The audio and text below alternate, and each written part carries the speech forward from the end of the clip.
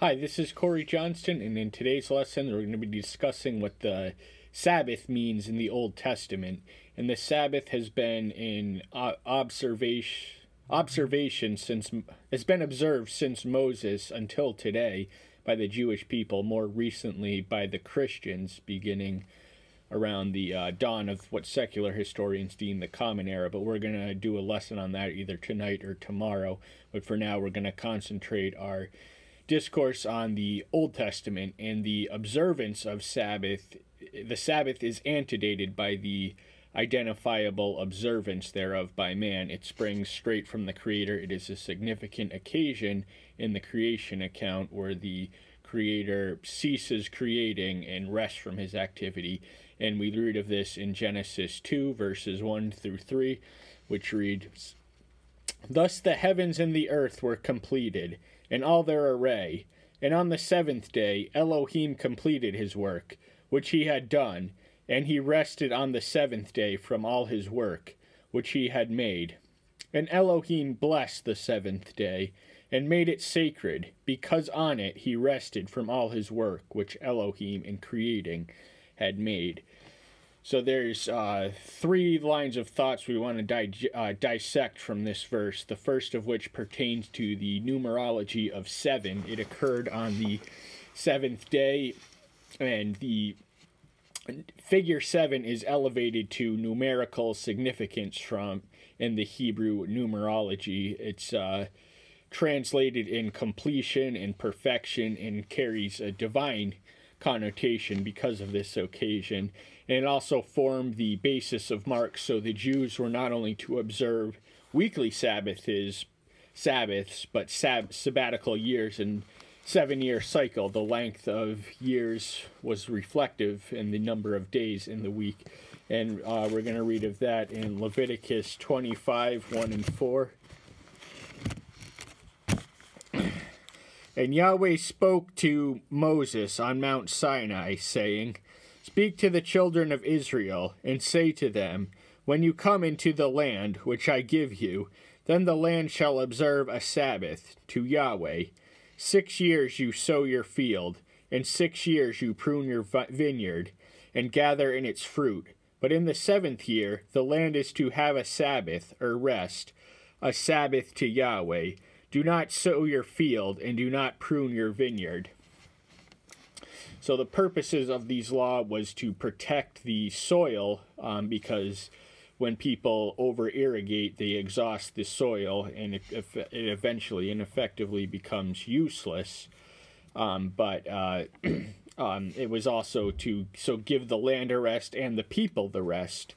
So rest is an integral component of the Sabbath, and we're going to touch on that after we read Deuteronomy 15, 1 through 4, and then we're going to read 7 through 13, and 1 through 4 reads, "At the end of every 7 years, you make a release of debts, and this is the word of the release. Every creditor is to release what he has loaned to his neighbors. He does not require it of his neighbors or of his brothers, because it is called the release of Yahweh. Of a foreigner you could require it, but your hand is to release whatever is owed by your brother. Only there should be no poor among you, for Yahweh greatly blesses you in the land, which Yahweh your Elohim is giving you to possess as an inheritance." So from this verse we learn that the establishment of sabbatical years was motivated by the purpose of minimizing or mitigating poverty. And poverty is omnipresent throughout human history and civilization, yet there are certain measures we can take to reduce its intensity and frequency. And if we would only observe a forgiveness of debts every 7 years, we wouldn't have these permanently entrenched power structure of people who control all the money and all the debt. So that wasn't something Israel had to worry about because of these laws. And 7 through 13 reads, "Where there is a poor man with you, one of your brothers, within any of the gates in your land, which Yahweh your Elohim is giving you, do not harden your heart, nor shut your hand from your poor brother. For you shall certainly open your hand to him, and certainly lend him enough for the need, whenever he needs. Be on guard, lest there be a thought of Baal in your heart, saying, The 7th year, the year of release, is near, and your eye is evil against your poor brother, and you give him not, and he shall cry out to Yahweh against you, and it shall be a sin in you. You shall certainly give to him, and your heart should not be grieved when you give to him, because for your reason Yahweh your Elohim blesses you in all your works, and in that which you put your hand. Because the poor one does not cease from the land, therefore I am commanding you, saying, You shall certainly open your hand to your brothers, to your poor, and to your needy one in your land. When your brother is sold to you, a Hebrew man or a Hebrew woman, and shall serve you 6 years, then let him go free from you in the 7th year. And when you send him away, free from you, let him not go away empty-handed. So we also learned that the entire structure of the law is motivated by provisions for the poor. It acknowledges the fact that the poor are permanently among us, but there are certain things we can do. We cannot despise them, demean them, or degrade them, or take advantage of their inability to pay debts by accumulating excess debts over longer periods of time than 7 years. And there was lengths establishing the length through which one Hebrew could be an indentured servant to any other. It was the maximum length of 7 years, and anything beyond that was strictly to foreigners. But on this occasion and celebration, the slave or the indentured servant would be free. And the second significant item we read of in the Genesis account pertains to rest. Now, the first thing we must erase from our minds is the idea that Elohim rested because he was tired, for he is an inexhaustible creature.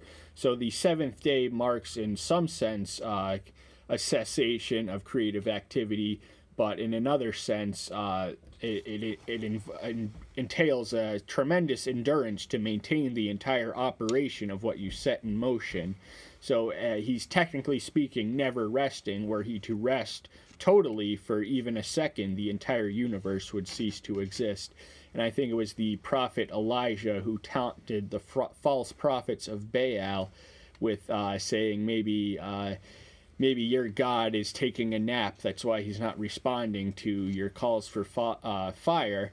And but there's no conceivable circumstance in which Yahweh can ever get tired.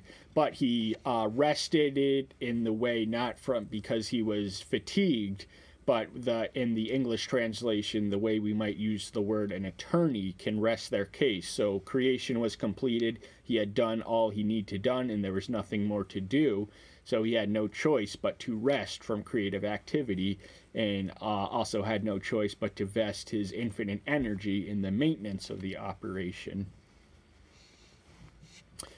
And so we are commanded to rest on that day. That means a cessation from worldly concerns or thinking or indulgences, and it's to be especially dedicated to devotion and worship and fellowship and brotherhood and all of the above. And the final item we read is that he not only blessed it, but he sanctified it. He made it sacred. He declared it so, and what Yahweh declares instantly and permanently is. So, and we want to remind ourselves or remember the fact that Yahweh is... He claims ownership of the Sabbath, which by right belongs to him. Remember, the Israelites had no notion of even having this worship cycle involved prior to his intervention. And so the verses which establish that are Leviticus 17, verses 3 and 30. Any man from the house of Israel who slaughters a bull or a lamb, or a goat in the camp, who I think it's actually 25:3. You know what? I actually don't have it. We're just going to move on to the sanctification of the occasion, which occurs in Exodus, or the command, the occasion where it's issued as a command to be observed in Exodus 28 and 11, and you can find the equivalent counterpart in Deuteronomy 5, but we're just going to read from the Exodus version today, which reads, "Remember the Sabbath day to sanctify it. 6 days you labor, and shall do all your work. But the seventh day is a Sabbath of Yahweh your Elohim. You do not any work, nor you your sons, nor your daughters, nor your male servants, nor your female servants, nor your cattle, nor your stranger who is within your gates. For in 6 days Yahweh made the heavens and the earth, the sea, and all that is in them, and rested the seventh day. Therefore Yahweh blessed the Sabbath day and sanctified it." So their weekly work cycles are to consist of 6 days devoted to, or at maximum 6 days devoted to accumulation and maintenance of worldly concerns, and then, but on the seventh day there's to be no industry and no a complete cessation of all economic activity, and it is to be devoted totally to worship, and he wants the entire nation to do it in unison, not just people, but farm animals and foreigners in their midst.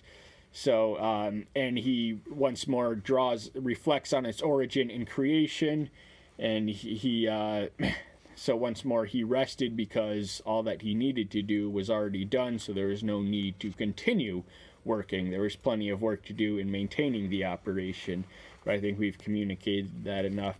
Now, we read of proper ways to celebrate the Sabbath in Ezekiel 20, verse 20, which reads, "And sanctify my Sabbath, and they shall be a sign between me and you, to know that I am Yahweh, your Elohim." So the sign is a significant component. It entails a relational element. So remember, it's Yahweh's, it's his ownership. We couldn't locate the passage in Leviticus where it says that, but so we observe it. He gives it as a sign or a symbol or a typological allusion to us, and how we celebrate that day is our gift to him, or can be. And also in Isaiah 58:13, which reads,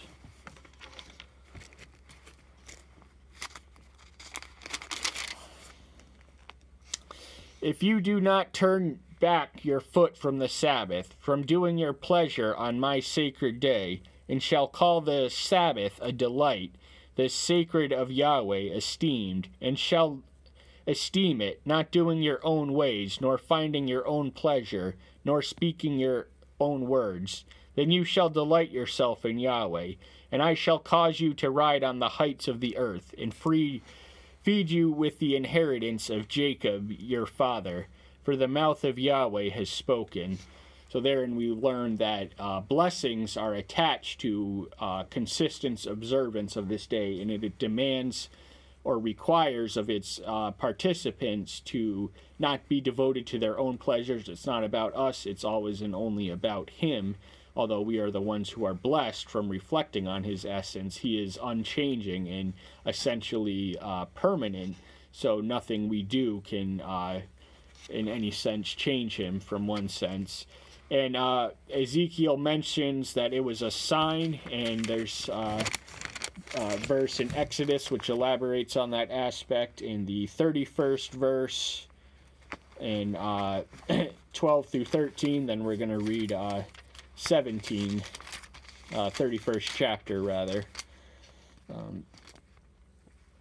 "And Yahweh spoke to Moses, saying, And you speak to the children of Israel, saying, My Sabbath you are to guard, by all means, for this is a sign between me and you throughout your generations, to know that I, Yahweh, sanctify you." So the message he's instructed to communicate to Israel is to always, always have a consistent observance of this seventh day. And this was really remarkable, and it was a symbol of their liberty, whereas in Egypt they performed 7 days of backbreaking labor, and it was not an uncommon fate for many to expire in the course thereof. So it's really and truly a blessing to have a day of rest. And we're lucky to live in a culture that theoretically reflects it with the weekends, although it'd be a different country if shops were closed and all commerce ceased on Sunday, although there are a few towns in America where that is the case. That is not the norm. But the establishment of a sign, now they are, having received the sign, they are obligated to obey and honor the sign in order to lay withhold of the blessings which are mentioned in Isaiah. And we're going to read Psalm 147, 19 through 20.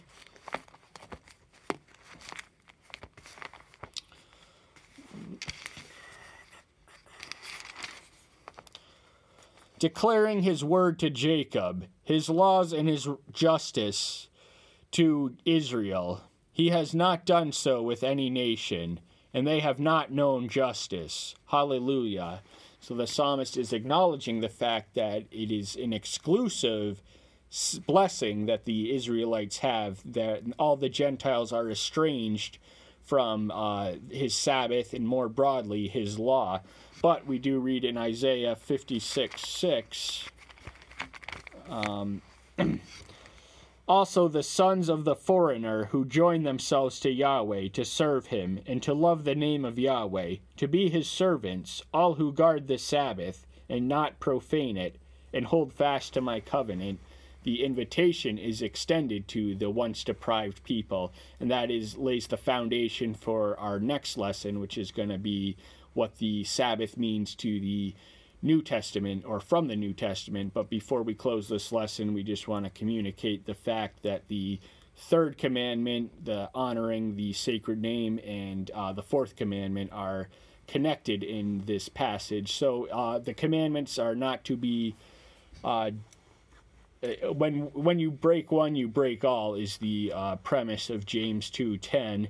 And the unfortunate tragedy is Israel did not honor the Sabbath day or years. There were certain malpractices. Now, to control one's activity is one thing, but to control one's thought, we're not even to think of ourselves or our worldly concerns on that day. That is something that requires much discipline. But with continual practice, all things can improve, and just like any other practice, the more experienced we get at it, the more insight we acquire, and the better we can do it. And that's all the time we have for today. Thank you so much. Tune in next time. Bye-bye.